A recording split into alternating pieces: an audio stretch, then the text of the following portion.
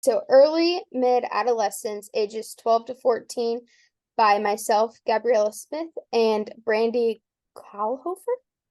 Say it Hellhofer. perfect.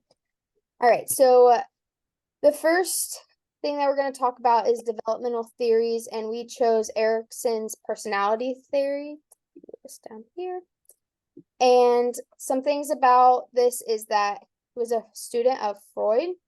Erikson believes the more rational process of the ego emphasizes the psychosocial feature of a person's behavior, how a person feels, and the outlook of themselves or others. He does the 8 stages of man, which you'll see on the left side of the screen.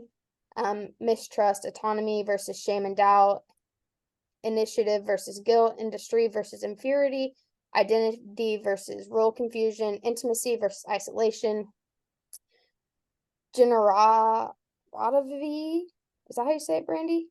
Generativity. Stagnation, integrity versus despair. Erikson's view on a person's life is still changing continuously from birth to death. Erikson's view of the adolescent age range is 13 to 21, called the identity versus role confusion. Identity versus role confusion is the stage when children tend to find their self and the meaning of their personhood, which is kind of what adolescents are going through. They're trying to find out who they are outside of what people tell them they are. They may also experience an identity crisis as a result of the transition from childhood to adulthood, because moving from an elementary student into middle school can cause a large change in transition, especially in friend groups. And so they're really just trying to discover and find their personality and what suits them.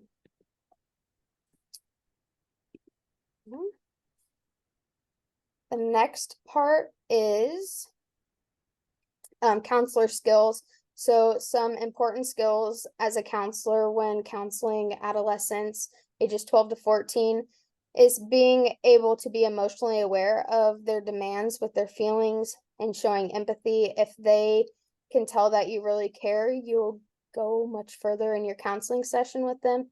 Also using words that seem less judgmental. The counselor's body language is important in communication. Adolescents watch and feel everything. They can tell if you use your eyes in a certain way or like slouch down. They can see how your body language is affecting them. The tone of voice needs to be calm, patient, and kind. If they think that you're talking in an angry or irritated or annoyed voice, that definitely changes things. And using words that they understand so that you're able to connect with them. For organizational skills, you want to be goal oriented with the adolescent and kind of keep it to the point. Being able to attune to their strengths. So some of the things would be like active listening, processing, responding, and teaching are key factors in counseling adolescents.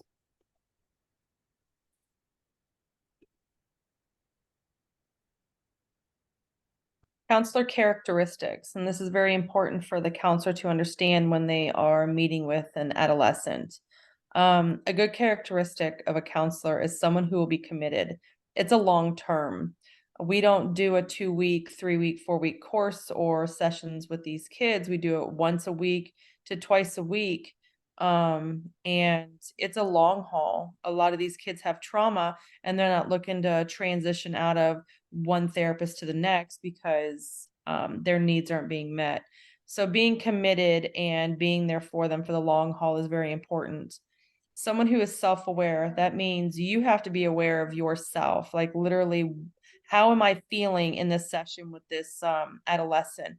Are they triggering things in my life, or are we getting irritated because they're not listening properly, or are they getting too emotional? These things where we have to be self-aware also, so that we're not transferring or counter transferring with our adolescent that we're meeting with. So being self-aware is very important. A good counselor can be trusted, especially with confidential information. Trust is huge in every situation. You're allowing these adolescents to speak openly and freely and how they want and however they trust us to be. And with that confidential information, they have to know that they trust us. Then we're not going to run back and discuss every little whim with their parents, which we're not the parent, we are not the authority in their lives, but they want to be able to be heard and not be judged. And always a life lesson when confidential information is given. Someone who could be flexible. Things come up in people's lives daily that are unforeseen or seen. We always have to be flexible. Some kids just don't want to meet with us that day. Some kids don't want to leave. Some kids just don't want to talk, and that is okay. We have to make sure that we're flexible and not irritated because of a schedule conflict. Definitely being creative, especially with adolescents. Not everything needs to feel like life lessons. Crafts, games, arts, cooking. Cooking, I have found doing a group with adolescents that involves self-esteem and using cooking to build skills and self-esteem. And it turned out to be one of the greatest things for these young kids is to learn, because your gut health also affects your mental health and your physical health. And so when you're using creativity, they can start to connect with what you're talking about. Patience, because adolescents are still growing. Obviously, they're all over the place. They're demanding. They are self-centered. They are selfish. And we have to be patient because we have to understand that, and that goes along with self-awareness. A good counselor should not be judgmental. Obviously not. We have all walked in these children's shoes one way or another. We should be able to be understanding on how they are and how they should be or what they're going through. And the last is we're always hopeful and optimistic that this will not define them. Their trauma, their negative behavior, their self-esteem, their negative self-talk is not going to define them for the rest of their future. So we always have to look optimistically and hopeful. Okay, so this next one is neurobiological considerations. So there are a lot of changes in the brain functioning and structure, such as getting rid of unused connections and strengthening connections in and with the brain regions. This typically leads to exploring their own creativity and can help them with adapting to changes. And then this is a second part of the neurobiological consideration. So adolescence is particularly dynamic period of brain development, second to only infancy in the extent and significance of the neural changes that occur. There's evidence of significant change and maturation in regions of the prefrontal cortex involved in executive functioning and cognitive and impulse control capabilities. Two key neurodevelopment processes that are most reliably observed during adolescence is the evidence of what I just talked about, the significant change and maturation in regions of the prefrontal cortex, which is located over here. It's involved in the executive functioning and cognitive and impulse control capabilities, which just means areas of the brain that support planning and decision-making development or develop significantly during this part of life. The next thing is evidence of improved connectivity within and between the cortical and subcortical regions of the brain. In both the cortical and the subcortical regions, there are age-related and hormone-related changes in the neural activity and structure.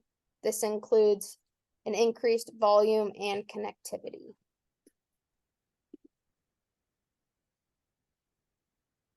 Common transitions and concerns. Social media is a concern. Anxiety and stress will relate to pressure put on them by parents to meet parental expectations in school or sports.